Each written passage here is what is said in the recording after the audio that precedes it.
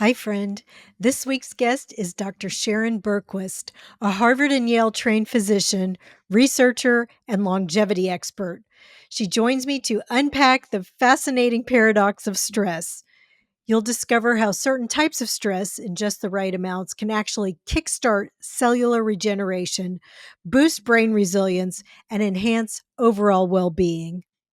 If you're new here, I've also shared my personal journey of reversing heart disease with a whole food plant based diet in a previous episode. Be sure to check out my YouTube channel after the show. I've been posting quick, helpful videos to show you exactly what I eat. And while you're there, don't forget to subscribe. Most importantly, I want to hear from you. Your questions and stories shape this show. You can reach me at Lauren at AgeLikeABadassMother.com or connect with me on Instagram or YouTube. I respond to every message. And again, thank you so much for listening. Hi, friends. I'm Lauren Bernick, and I'm flipping the script about growing older. My guests have been influencers since before that was even a thing. Welcome to the Anti-Aging Podcast. Welcome to Age Like a Badass Mother. Dr. Sharon Bergquist is a practicing board-certified physician, researcher, and internationally recognized pioneer in lifestyle medicine. She has helped lead clinical trials that have received $61 million in funding for evaluating the benefits of lifestyle interventions and finding early biomarkers for chronic diseases such as Alzheimer's and cancer.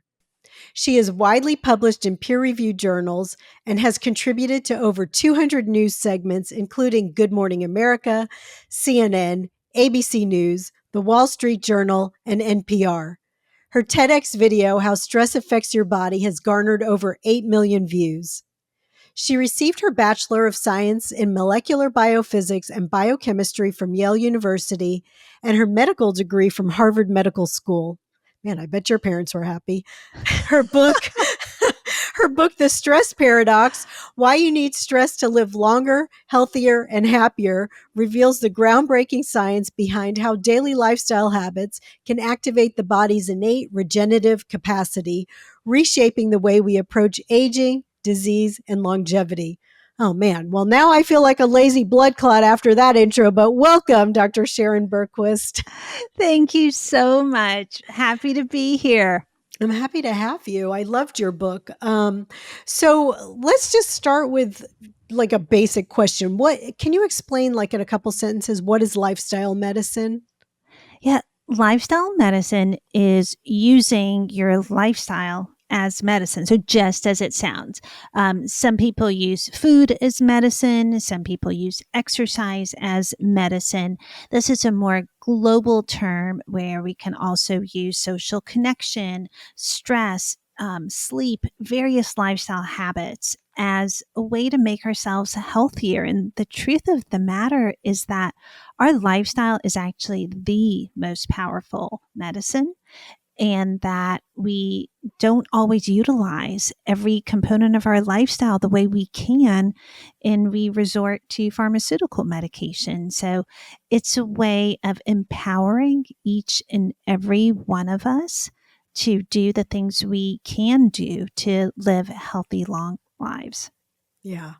I mean, I wish that, and then that's a special board certification, right? On top of medical school. It is. It's really become a subspecialty that you can get board certified in, because there's science behind everything. I think, as a physician, I hear so many times people saying, oh, diet and exercise and come back and see me in 6 months. But there's so much science behind what does that even mean? Like, what is the optimal diet? So there's a whole evidence-based approach, and you can get board certified as an entire subspecialty because there is so much literature on how to use lifestyle for your specific goals to reach wherever you desire, whether it's disease prevention, whether it's targeted towards trying to get anywhere you want to go. So yes, it's an entire subspecialty because the science has just grown so much and continues to grow. Yeah, I wish every physician was board certified in this. I think we'd have a lot fewer chronic diseases, it seems. Yeah, Yeah. that's the goal. Yeah. Exactly. Okay, so can you just give us like a big picture, because it seems a little counterintuitive what your book is saying, that you need stress to activate, these internal mechanisms to help you be healthier and happier and age better. So can you kind of just give us the big picture of that? Yeah. I think most people try to avoid stress, and it may seem very counterintuitive to say, no, add some stress. But our stress response is really designed to help us survive. I mean, that's why we even have a stress response. But a healthy stress response has a beginning, a middle, and an end. And the Mm, stress in our lives today is more chronic and continuous, which is why it is not serving us well. It's really the type of stress. But when you look at what happens to us at the level of our cells, there's an entire other story that's being told in our bodies that most of us are unaware about. Most of us think of stress as fight or flight, right? right. We're always escaping the saber-toothed tiger. But in reality, at the level of our cells, the right types of stress at the right dose for the right duration regenerate our cells, right? This is so incredibly powerful because our bodies have an innate ability to repair, to recycle, to increase our energy through our mitochondria. We literally can use our body's own machinery to regenerate our bodies if we support and nurture our innate ability to do so. Okay, so like you mentioned the fight or flight, and that's, the bad stress, or actually that's a It good can be stress. both depending Cuz on, yeah, the situation and the duration. okay, so you're just saying it has to be like, not long term. So can you give us some examples of like what's good stress versus bad stress to help us Yeah. understand? Yeah. So stress can be mental, it could be physical, it can be emotional. So most people think of stress as psychological, but you can really extend the definition of stress to be anything that challenges your body, right? So, in a sense, being sedentary is a stress on your body because it is very hard for your body to sustain that for a long duration. Processed foods also stress your body, but not in a beneficial way. So when you think of good stress and bad stress, um, you know, I would say you can tell the difference by how you feel. And then I'll speak a little bit more to the psychological because most people immediately go to the psychological rather than the physical. But as a big overarching umbrella of what is good and what is bad, the stressors that are good can have this regenerative effect on your cells and they create regenerative energy. When you encounter a stress that is beneficial, you feel energized, you feel creative, you feel motivated. When you encounter a stress that's bad, you feel depleted, fatigued, and near burnout. In psychological stress, the ones that tend to make us feel fatigued and burned out are ones that we can't control, where there's no sense of mastery. We feel like it's something that is just continuous. Examples would be being in a work situation that we just find so unpleasant. We don't enjoy it. We don't like the people we report to, the type of work that we're doing, but there's no sense that there's a way out, like we have financial obligations, etc. Difficult relationships, personal relationships, divorces, a child being sick, and you just don't see an end in sight, and there's so much fear and uncertainty around it. Like these are harmful chronic stressors. Stressors that are good stressors that are beneficial are ones that we can grow and strengthen from the experience.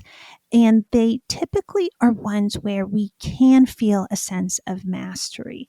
We can feel that we can kind of, there's this nervousness of a maybe uncertainty, but that there's this possibility for great reward.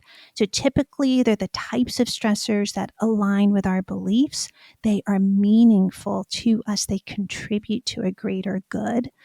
For example, doing this podcast, right? Like, it's a lot of work. It's hard. There's some stress involved with every logistic piece. Right before we got on, there are all these tech issues. You think I'd go to all these great schools and I would be able to figure out the tech, but that is challenging, right? And so these brief stressors that at least are big picture contributing to something that matters to us, the stress response that we release is a different biochemical response than the stress response that's fear-based. The entire neurochemistry is different in that it's not just here's, epinephrine, norepinephrine, cortisol. The stress response is so much more complicated because we release different ratios of growth hormones, things like neurosteroids that help us learn from the experience. For example, DHEA is one. We release dopamine, as I mentioned. We can release serotonin. We can release norepinephrine. These other hormones and neurotransmitters actually reduce our cortisol responsiveness, meaning that when we have higher levels of dopamine, serotonin, norepinephrine, we don't spike the same cortisol response in a stressful situation. We moderate and mitigate. We're essentially buffering cortisol. So within a stress response is also the power to actually get good at stress. And those are the types of stressors you want to pursue because you build adaptations every time you encounter stress. And when it's the type of stress that is the kind that is meaningful, and it is the type of stress that's short term, it's brief, it's intermittent, you have just the right exposure where your body builds the pathways to help you handle the stress. You develop adaptations so that you are better able to handle future stress, and you're better able to handle the stress that's unavoidable, the unpredictable bad stress that is really a part of all of our lives, right? It's not realistic to have as our solution just to avoid stress, right? So we have to build the ability, the skills to become more resilient in the face of stress.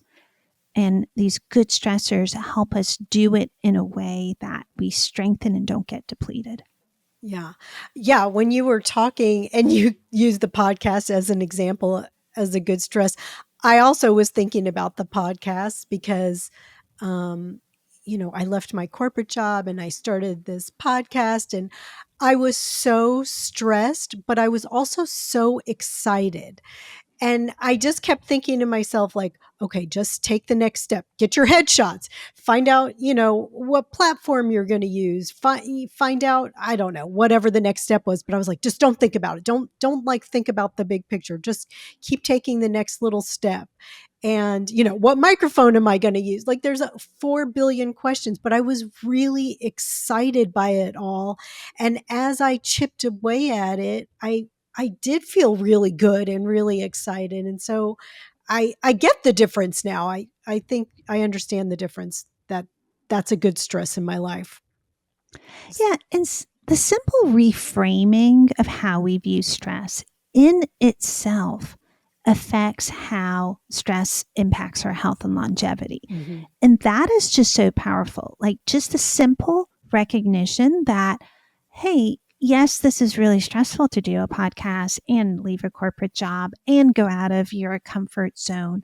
But when it's in the service of helping you reach your personal goals, extend your boundaries, increase your possibility, increase your potential as a person to grow and develop in a way that means something to you so that you can contribute in the way that you want to in this world, to your community, to your listeners. The recognition that that type of stress can be good, and having a mindset that this is how I grow, and this is a stress is beneficial mindset as opposed to stress is harmful mindset in itself reduces how much cortisol your body releases in a stressful situation. I mean, it's really powerful when you think about it, that simply, if someone's just listening to this conversation and if all that they take away from it is that stress can be good, that is a mindset intervention that will serve them well. Mm-hmm. And you keep talking about cortisol. That can be really bad in high doses, or can it be good? Like, what can you explain about cortisol a little bit? Oh, I love this because cortisol is, I think, one of the most misunderstood hormones in our body, I because think we just associate it with belly fat because we see commercials, right? If you have too much cortisol, it's you're going to get belly cortisol fat. here and cortisol here, and every problem is because of cortisol. So I will start off by saying, I our body does not have a moral code. There is no hormone that is good, no hormone that is bad. It is all in how our choices and activities make us release that hormone. Okay, so in the case of cortisol, chronic exposure to high levels of cortisol can be harmful.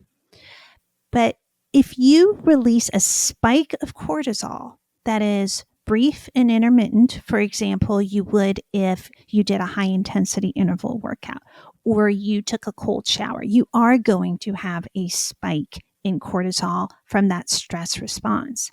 But it's brief and it's intermittent.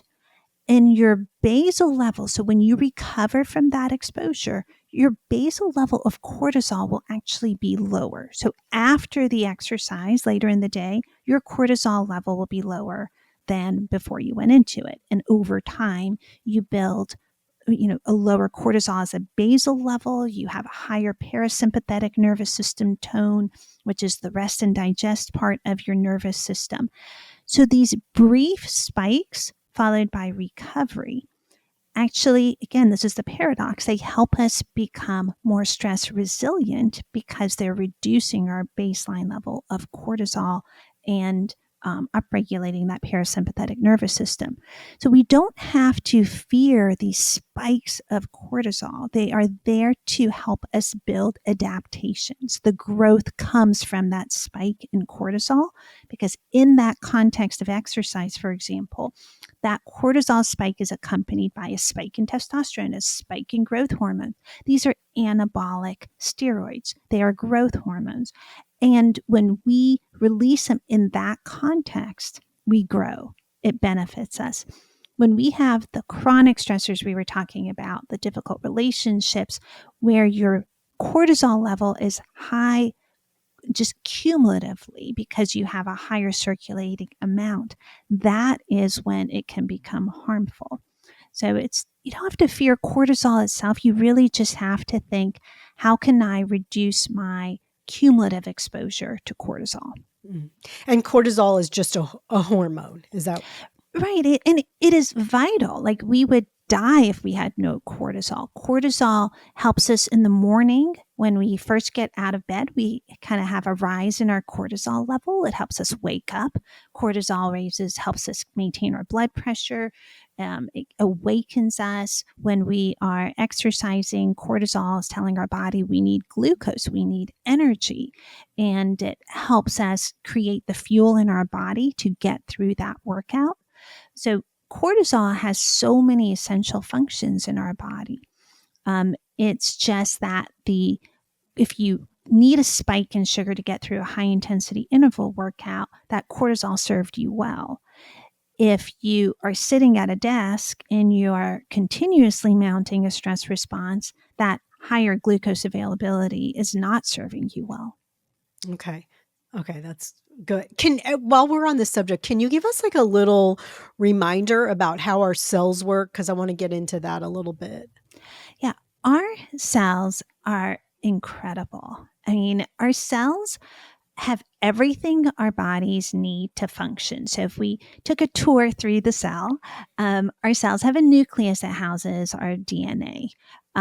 So that's one key thing. Our cells have power plants called mitochondria, where we produce energy in our body. So our mitochondria convert food energy from, whatever you eat today to cellular energy in the form of ATP.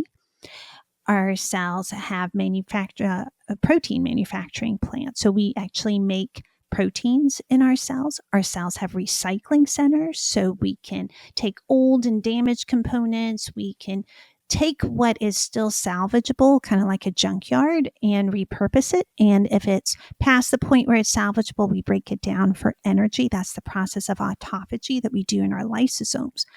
When any piece of how a cell works doesn't function well, that leads to symptoms. If it goes on for a longer amount of time, then we get some disease. If that goes on even longer, it starts to shorten our lifespan. So, at the crux of everything that we feel and disease and longevity is what is happening to your cells. I mean, that is the smallest unit in our body. If our cells are healthy, everything else functions.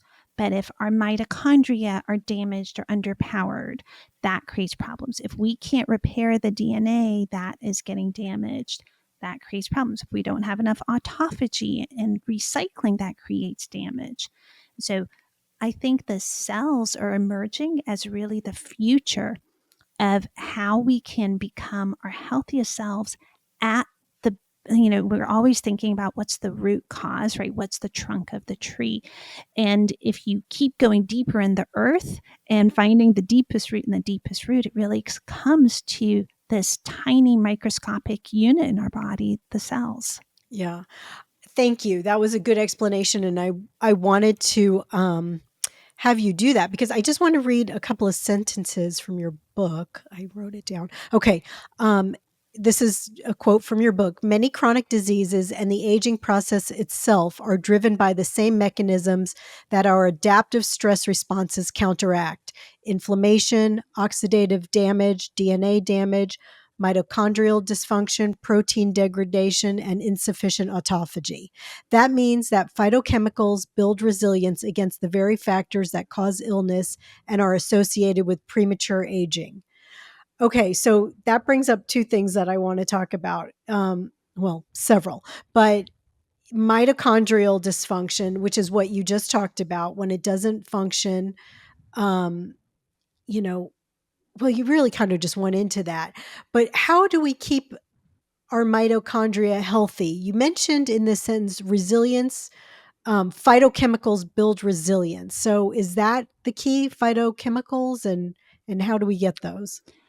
Yeah, phytochemicals are one piece of the bigger puzzle of how do we optimize our cells and our mitochondria. Um, I mentioned 5 key ways to do it, with the Mhm. plant chemicals or phytochemicals being one. The others are exercise with high intensity, thermal stress with heat and cold, fasting in a way that aligns with your circadian biology, and then good emotional and mental challenges. Okay. So let's break those down a little bit. So, well, let's just start with the phytochemicals. So that's what, eating a plant-based diet or? It is, but it's so much more fascinating than that. And you don't have to even be entirely like plant based or even plant predominance. It's more just adding phytochemicals. So when we are taking on any of these 5 stressors, we are gently stressing our body. That is the common thread between all of these stressors. And when we do that, we are activating stress responses in our cells, 7 cellular stress responses that help us repair DNA through the DNA damage response, repair protein through 2 responses: heat shock proteins and the unfolded protein response. We increase our antioxidant capability, we moderate inflammation, and we activate building new mitochondria and improving the health of our mitochondria through the sirtuin response. We can do all of those with plant chemicals or phytochemicals. And this is the part that is so fascinating, because every day we are incurring damage. We mentioned the processed food being sedentary, but there are pollutants, microplastics. There are things we don't even know are harming us. right? And all of these are creating damage at a cellular level. Like on a given day, we have 10,000 injuries to our DNA. I mean, it's profound, 7 every minute, right? So our bodies are machines at repairing the damage, it kind of in a basal background level. Like our bodies are this magically just doing so much work. When we choose these good stressors, we are activating our body's ability to do this work. And this is really what's magical about plant chemicals. When we choose to add some plant chemicals, we are gently stressing our cells, and different plant chemicals do this where we activate different stress responses that help us do this regenerative repair work depending on the phytochemical that we consume. And the real takeaway from all this is whatever diet you choose to eat or you are currently eating, it could be omnivore, vegan, whatever diet, simply adding phytochemicals supports your body's regenerative ability, right? So the fact that we can do regenerative medicine through our daily habits just changes everything, right? This is not futuristic medicine, sci-fi, like, we're going to recreate our organs through 3D printers. This is something we can all do today in a practical way that is accessible to every one of us. Yeah. It's I found this part fascinating, because you talked about that there are little toxins or toxic responses in these different plant medicines, plant foods that our ancestors, I think everybody's all obsessed with paleo and ancestors and blah, blah. And, this is kind of one of those things that the people who ate a more and a variety and exposed themselves to all these different plants were the ones who survived, right? Yeah, that's 100% right. So I will start off by saying, this is slightly different than paleo, but has many of the same Right. undertones. So paleo idea is that, you know, our genes haven't really changed a whole lot, but our environment has changed dramatically. And now our genes really don't serve us well in our current environment. And there is truth to that. But natural selection selects for survival and reproductive fitness. It does not select for health. So we cannot simply make the argument that all things paleo are healthy, Right. nor all modern things, are unhealthy, right? So Mhm. right now, what we're doing with the cellular and molecular understanding of the stress responses is understanding which habits, be it dietary or all the others, are impacting our genome in a way that optimizes our health. So we are reverse engineering the way we were meant to live. Mm. And what's fascinating, as you just said, is that the reason it is so beneficial to eat plants is the long standing relationship that we as humans have evolved over time with plants, right? We co evolved. Our ancestors, I mean, they were at the threat of starvation. The ones who could consume the greatest variety of plants had the greatest likelihood of getting the calories they needed to survive. Plants also want to survive, and the greatest odds for a plant to survive is to create a deterrent for us as humans or insects to eat the plants, right? So the plant chemicals, the phytochemicals, are actually natural toxins or natural pesticides, and they help the plant become stress resistant also against drought and ultraviolet light. When our ancestors would consume these natural pesticides, our bodies then evolved a way to rapidly detoxify these toxins. So very little actually remains in our body. We rapidly detoxify. And we also adapted this ability to build our resistance against these plant toxins. So these stress responses activate our genes in a way that makes us more stress resistant. Right? We have higher antioxidant capacity. We start to repair and regenerate our bodies.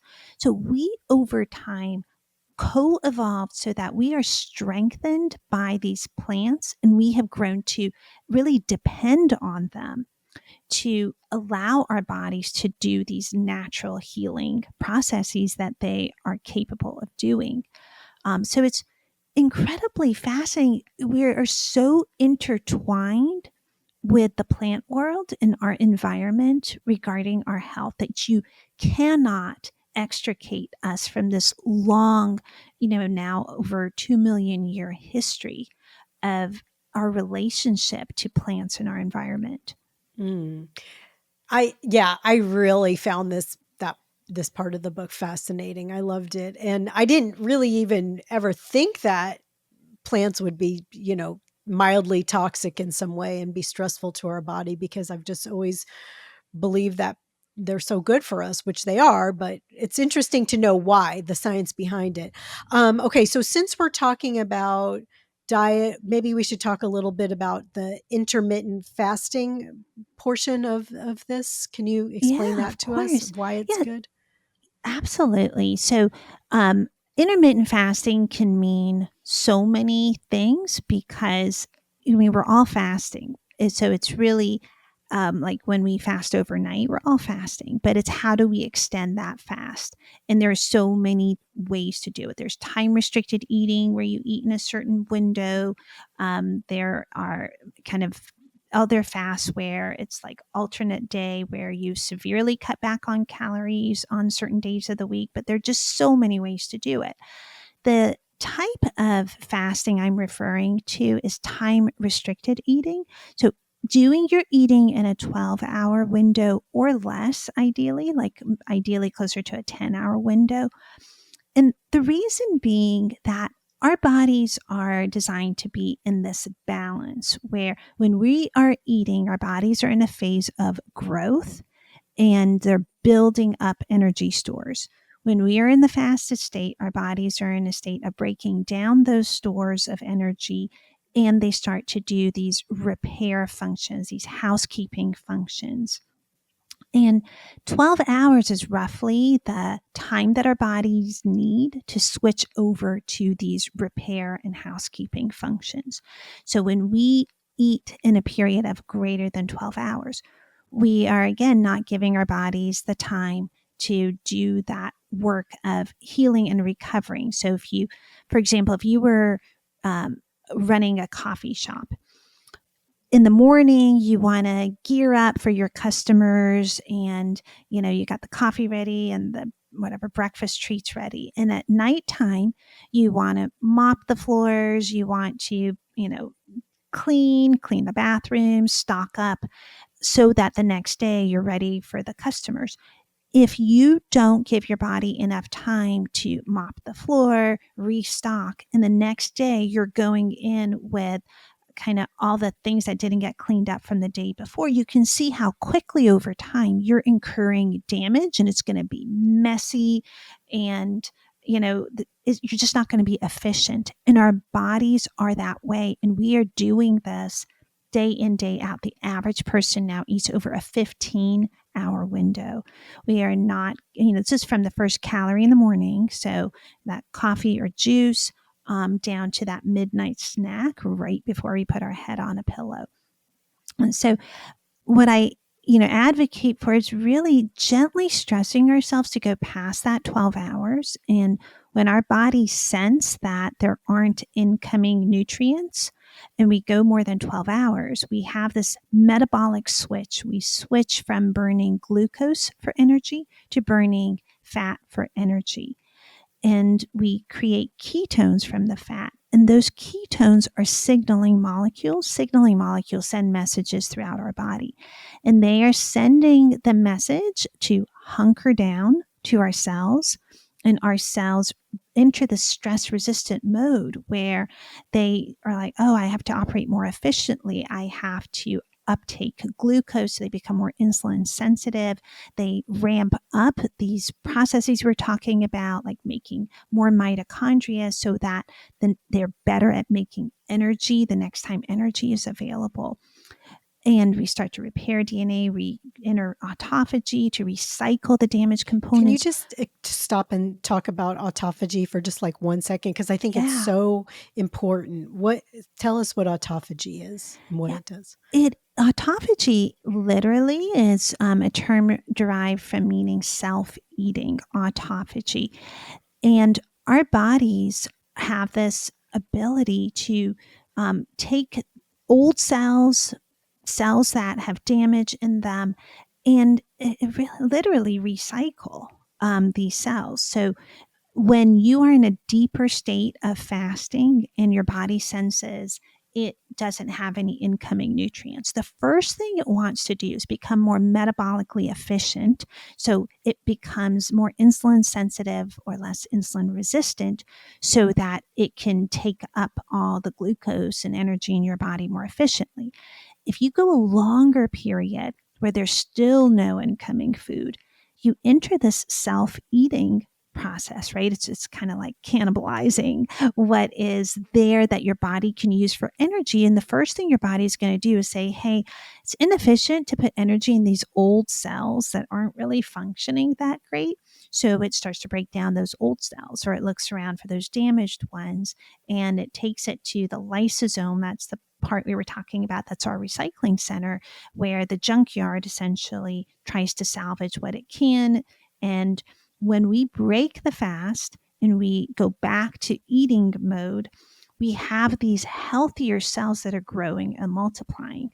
So essentially, you fast, you do the repair, you start to, essentially select for these healthy cells. Then you eat and you grow these now rejuvenated, healthier cells. And if you do that on a daily basis, you are making all your cells and hence every part of your body healthier. Yeah. And this isn't like crazy. It's just eating from like what, 8 in the morning till like 6 at night. Is that right? Yeah. I'm not great at math. Generally wait an hour or so from the time you wake up to start eating, because you want to have that overnight melatonin level to go down, and you want to start to have like that higher level of insulin kick in. And then in the evening, you want to end 2 to 3 hours before bedtime. And that way you're aligning your eating with your circadian rhythm, and you're honoring this natural rhythm your body has to do what it's optimized to do at different times of the day. Yeah. Okay. That sounds not that difficult. And then you mentioned ketones, but I just want to say you're not advocating for a keto diet, right? That's correct. Yeah. You can get to using ketones for energy from a ketogenic diet, because if all you're eating is like fat and hardly any carbs, your body is going to use fat for energy and turn, some of that fat to ketones. The difference here is that when you are doing it through intermittent fasting, you are metabolically switching from using ketones back to using glucose, ketones, and then back to glucose. That builds your metabolic flexibility, and that honors this natural rhythm and keeps that balance that our bodies really need to be healthy. In the state of ketosis and being on a ketogenic diet, you are chronically using ketones. You get there's a lot of breakdown that happens in that state of ketosis, but you need growth as well as that breakdown. Like one without the other compromises your overall health. And the goal, I think, is more balance. Yeah. That would be more just a constant stress than a little Right. nudge Any of good stress can become harmful if it's done too much and too intensely. Right. And then let's talk about thermal and cold stress, because I think you mentioned that.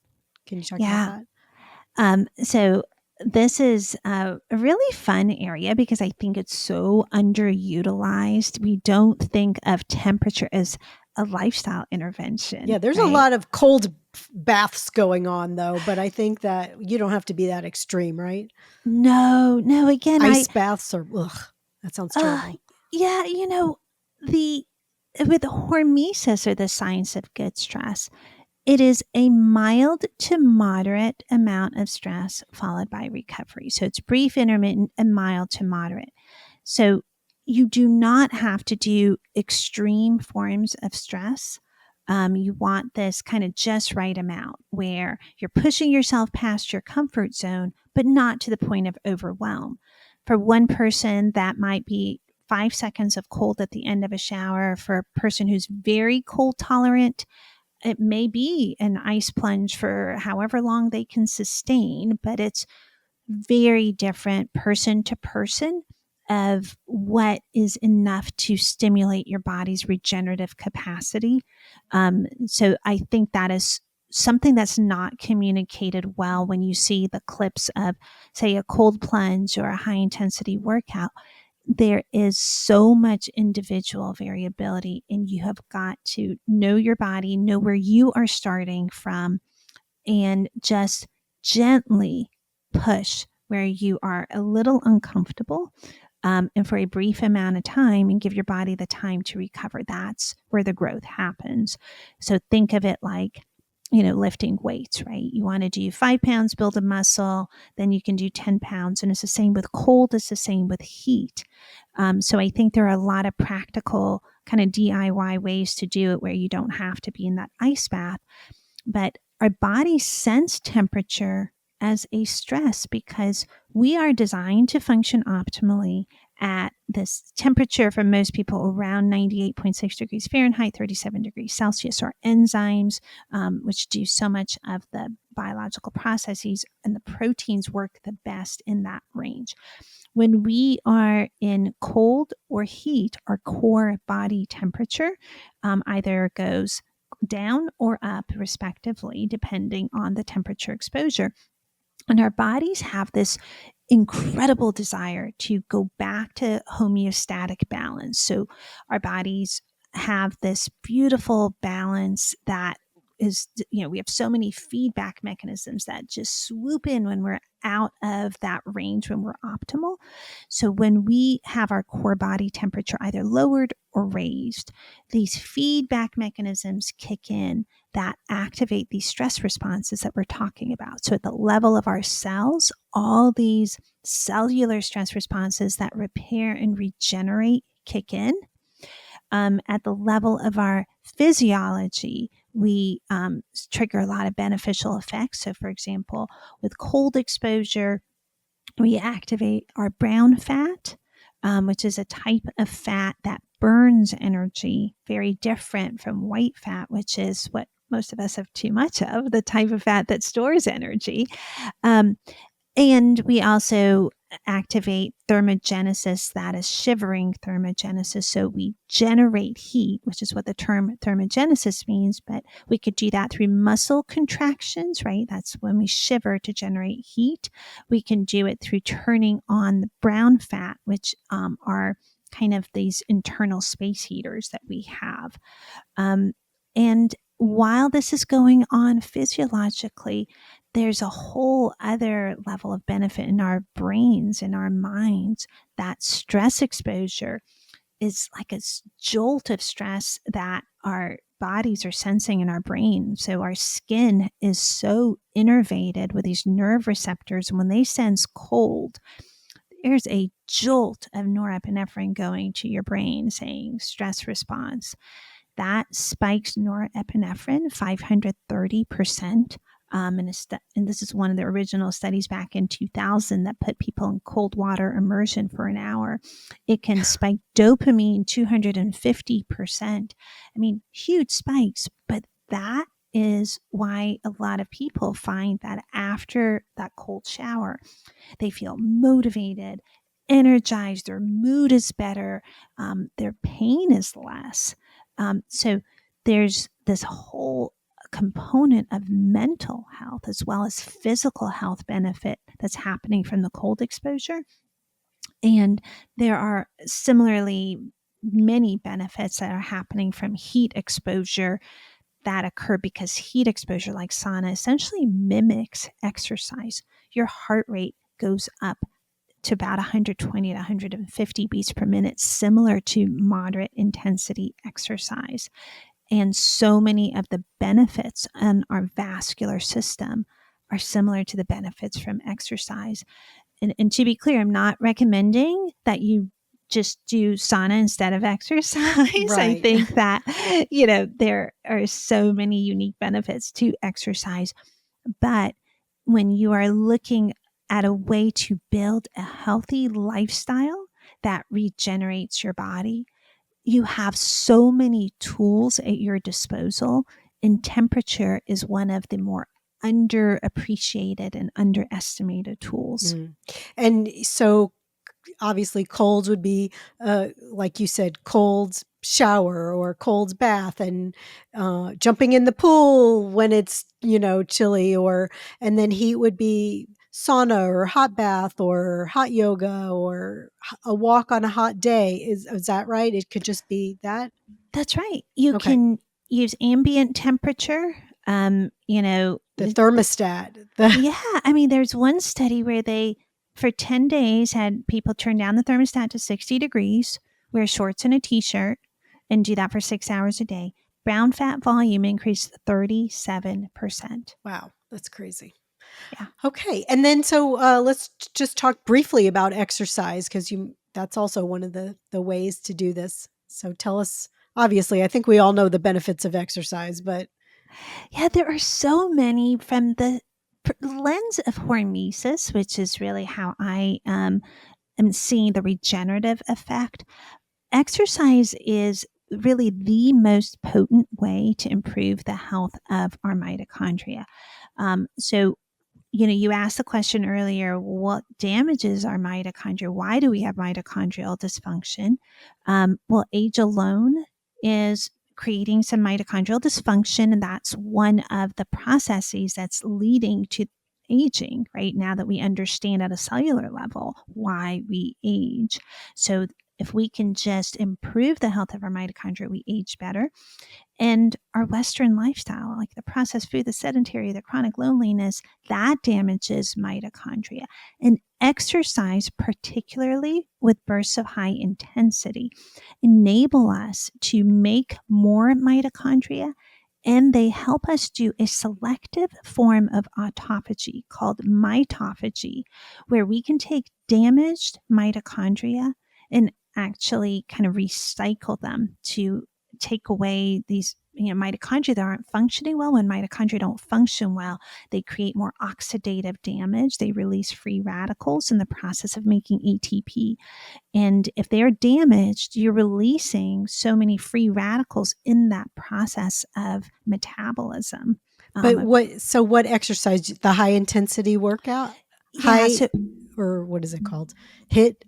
yes, a hit. So, ideally, you want some level of moderate, continuous paced exercise, like about 180 minutes a week of, say, a walk or cycling at low intensity, and one or two workouts of the hit or the high intensity. Like a Um, high intensity interval. So it's bursts of high intensity, right? It is. And again, it's what's intense to you. So Hmm. I don't want that term to sound intimidating. There was a Japanese study where they looked at middle and older age adults who were walking every day for their exercise. And they had one group, instead of walking 30 minutes continuous pace, to do the walk in 3-minute intervals. 3 minutes of fast walk, then 3 minutes, slow down, catch your breath. 3 minutes of Okay. just walk super fast. Again, then slow down, catch your breath. Over 5 months, when people did that, about 4 times a week, the group that walked in intervals had a 15% increase in their VO2 max and their cardiorespiratory fitness, and a 20% decrease in their cardiometabolic risk factors.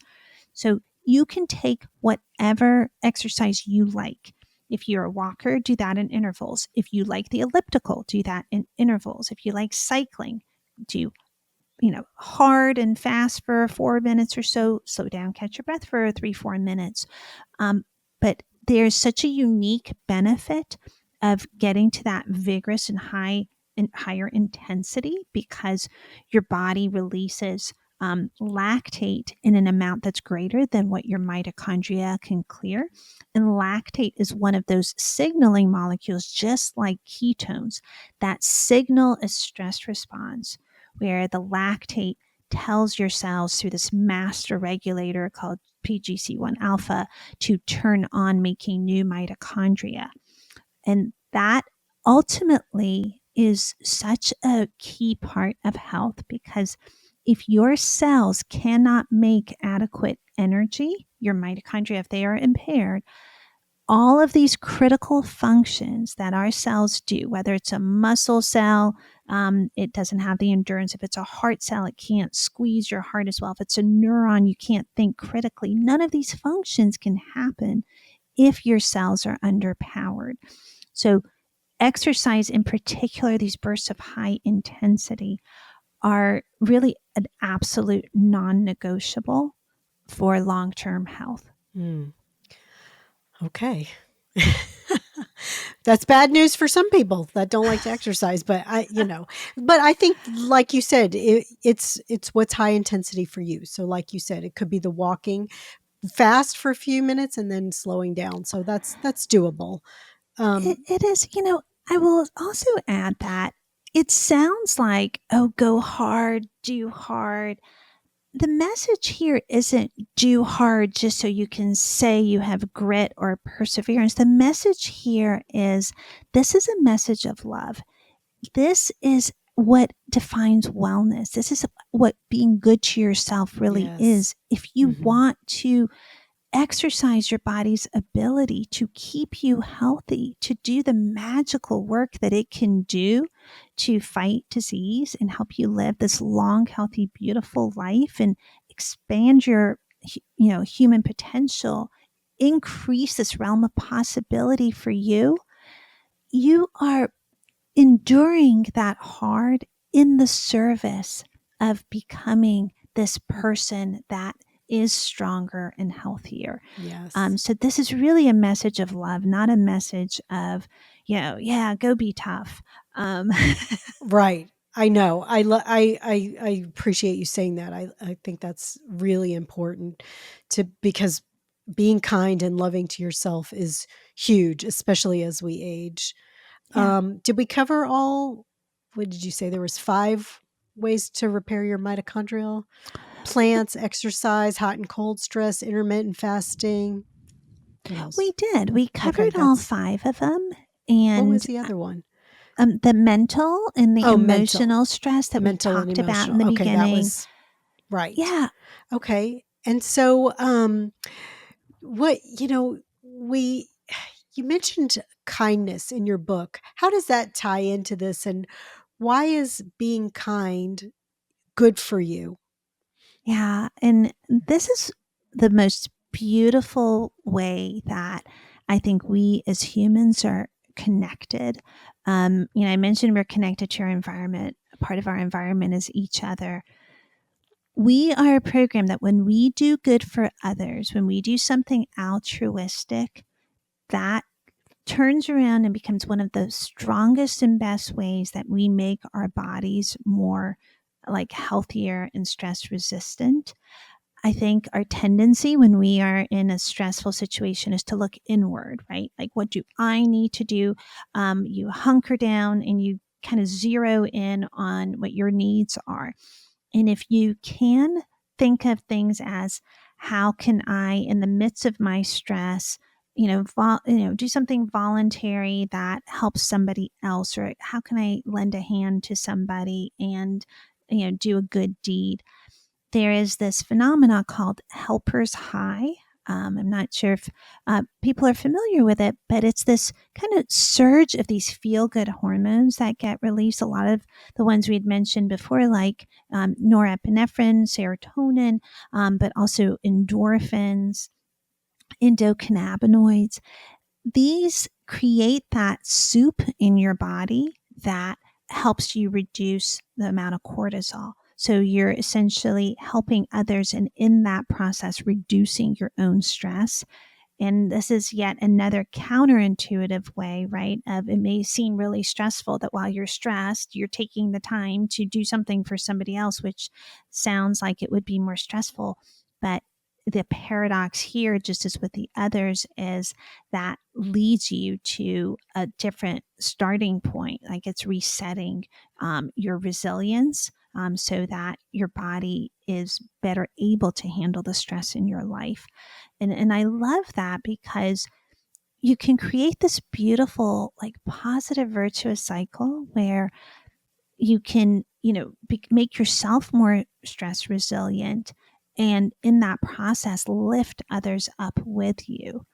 And I think it's so powerful that we are essentially programmed in a way where our bodies reward us for kindness. Mm. And our bodies also reward us for doing things that are meaningful. There's also a lot of social genomic research similarly showing that when we are doing activities that are meaningful, that even if we're not happy when we're doing them, like there's a kind of this unpleasantness sometimes to kind of get through that activity, it takes us in a direction where we express like this we actually turn down this conserved sequence in our genes, the CTRA gene, which is the conserved transcriptional response to adversity, where we downregulate inflammation in our body. We are just so programmed to be there to contribute to a greater good, because again, if you look at our human history, we needed to work with people in a tribe to survive. And in order to be a member of a tribe, because our hunter gatherer ancestors traveled in bands of around 50, people who would contribute to that tribe, people who made tools, were the ones who would push themselves to go beyond the horizon and figure out the bigger world that was out there. They added the most value to the tribe, and they would, hence be ones that you'd want to keep in the tribe. People who maybe were more self-focused and weren't contributors, well, they really didn't need to be in that tribe. But if they were excluded from the tribe, they were going to die. I mean, you can't really survive on your own. But it's just so phenomenal that, I think in the modern world, we've kind of removed ourselves from realizing these ways that our bodies reward us for doing good, being good, acts of kindness, doing things that are meaningful. And it's just incredibly powerful. That makes a lot of sense. I mean, like you said, we were born to be in a tribe, to, like we lived in these communal settings, and I, I we've all experienced that. You do something kind for somebody and then you feel good. We've all Yeah. experienced that. And then you're like, well, dang, did I do that for myself or did I do that for the others? And we did it for both, and everybody benefits. So there's no downside to being kind. Um, do you, can you just overall give me, what do you think the one best piece of advice for aging well is? You know, I think it's forgiveness and acceptance. I think so much of the chronic stress is really the internal stress that we create for ourselves. We picture stress as being this external thing, like we talked about the financial hardship, etc.